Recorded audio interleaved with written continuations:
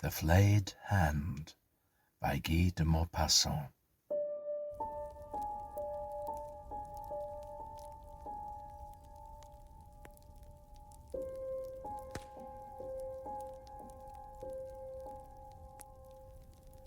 One evening, about 8 months ago, I met with some college comrades at the lodgings of our friend Louis. We drank punch and smoked, talked of literature, art, and made jokes like any company of young men, when suddenly the door flew open, and one that had been my friend since boyhood burst in like a hurricane. "Guess where I come from?" he cried. The pub, probably," replied one. No, from borrowing money or burying a rich uncle," said another. "You are all wrong," he replied. "I come from Normandy, where I have spent 8 days, and whence I brought one of my friends, a great criminal whom I ask permission to present to you." With these words, he drew from his pocket a long black hand, from which the skin had been stripped. It had been severed at the wrist. Its dry and shriveled shape, and the narrow yellowed nails still clinging to the fingers, made it frightful to look upon. The muscles, which showed that its first owner had been possessed of great strength, were bound in place by a strip of parchment-like skin.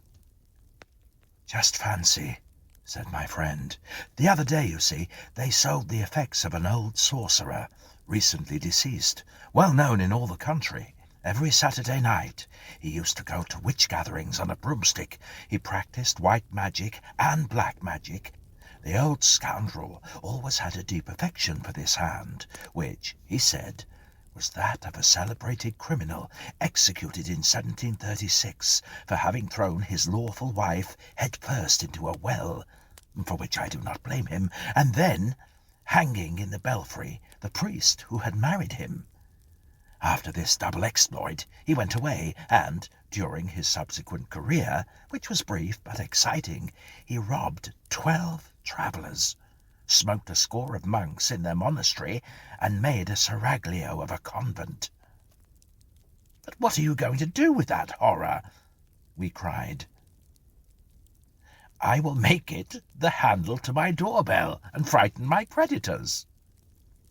"My friend," said Henry Smith, a big, phlegmatic Englishman, "I believe that this hand is only a kind of Indian meat, preserved by a new process. I advise you to make bouillon of it." "Rail not, messieurs," said a medical student among us, who was 3/4 drunk. "But if you follow my advice, Pierre, you will give this piece of human debris Christian burial, for fear lest its owner should come to demand it. Then, too, this hand has acquired some bad habits, for you know the proverb, 'Who has killed will kill.'" "And who has drunk will drink," replied our host, as he poured out a glass of punch for the student, who emptied it at one go and slid dead drunk under the table. His sudden dropping out of the company was greeted by a burst of laughter, and Pierre, raising his glass, saluting the hand, cried, "I drink to the next victim of thy master." Then the conversation turned upon other subjects, and shortly afterwards each returned to his lodgings. About 2 o'clock the next day, as I was passing Pierre's door, I entered and found him reading and smoking. "Well, how goes it?" says I. "Very well," he responded. "And your hand?" "My hand? Did you not see it on the bell pull? I put it there when I returned home last night. But after this, what do you think? Someone doubtless tried to play a stupid joke on me, you see, came ringing at my door towards midnight. I demanded who was there. No one replied. Well, I went back to bed. At this moment the door opened, and the landlord entered. "Sir," said he, "I pray you to take away immediately that carrion which you have hung to your bell-pull. If you do not do this, I shall be compelled to ask you to leave." The landlord turned on his heel and made an exit without speaking. Pierre followed him. detached the hand and affixed it to the bell cord hanging in his alcove. "That's better," he said. "This hand will give my thoughts a serious turn every night before I sleep." At the end of an hour I left him and returned to my own apartment. I slept badly the following night, was nervous and agitated, and several times awoke with a start. Once I imagined even that a man had broken into my room, and I sprang up and searched the closets and under the bed. Towards 6 o'clock in the morning I was commencing to doze at last, when a loud knocking at my door made me jump from my couch. It was my friend Pierre's servant, half-dressed, pale, and trembling. "Oh, sir, sir," he cried, sobbing, "my poor master! Someone has murdered him!" I dressed myself hastily and ran to Pierre's lodgings. The house was full of people, disputing together, and everything was in a commotion. Everyone was talking about the same thing, recounting and commenting on the occurrence in all kinds of ways. With great difficulty I reached the bedroom and made myself known to those guarding the door, and was permitted to enter. 4 agents of police were standing in the middle of the apartment, pencils in hand, examining every detail, conferring in low voices, and writing from time to time in their notebooks. 2 doctors were in consultation by the bed, on which lay the unconscious form of Pierre. He was not dead, but his face was fixed in an expression of the most awful terror.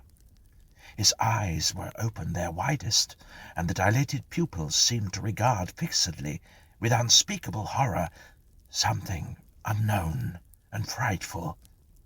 His hands were clenched. I raised the quilt which covered his body from the chin downward, and saw on his neck, deeply sunk in the flesh, the marks of fingers. Some drops of blood spotted his shirt. At that moment one thing struck me. I chanced to notice that the shriveled hand was no longer attached to the bell cord.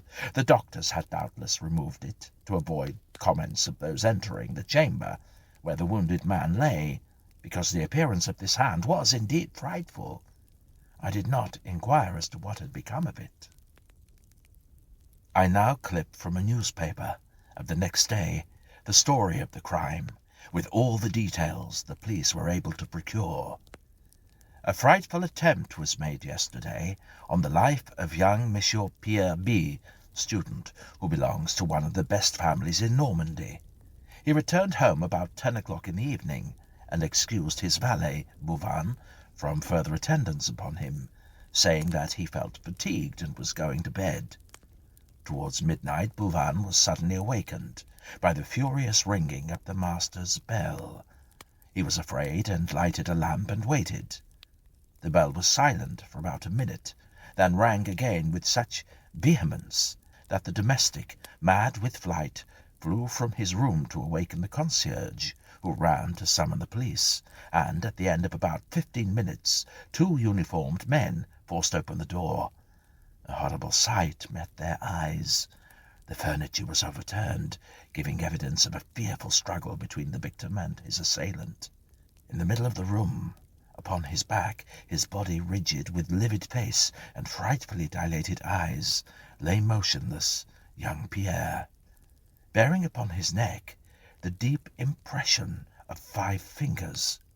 Dr. Bourdin was called immediately, and his report says that the aggressor must have been possessed of prodigious strength, and have had an extraordinarily thin and sinewy hand, because the fingers left in the flesh of the victim 5 holes, like those from a pistol ball, and had penetrated until they almost met.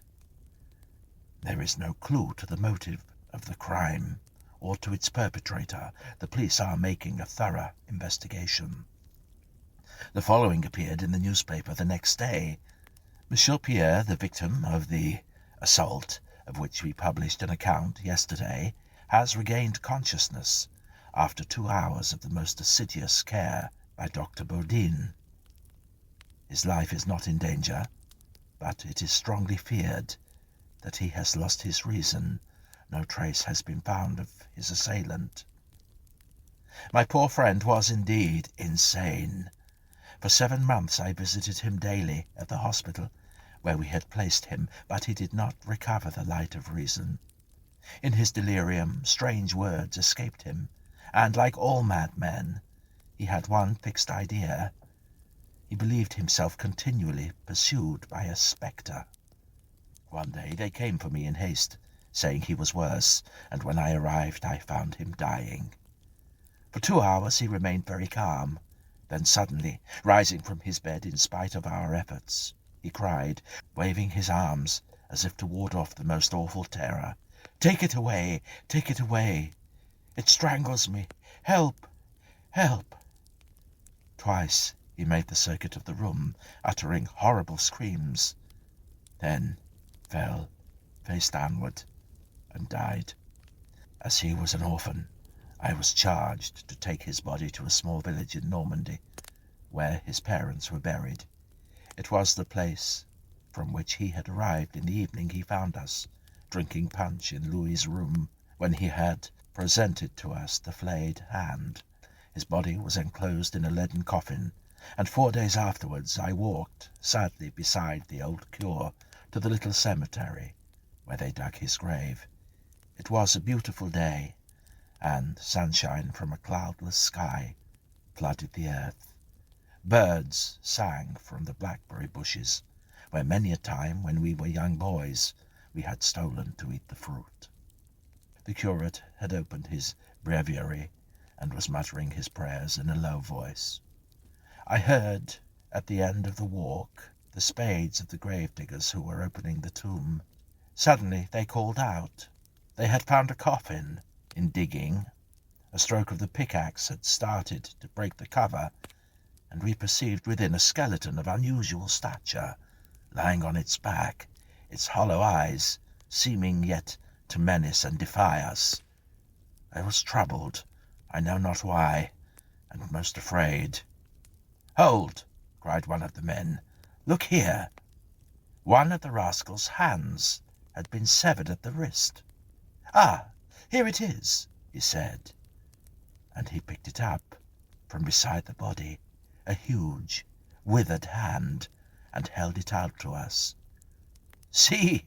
cried the other, laughing. "See how he glares at you, as if it would spring at the throat to make him give back his hand."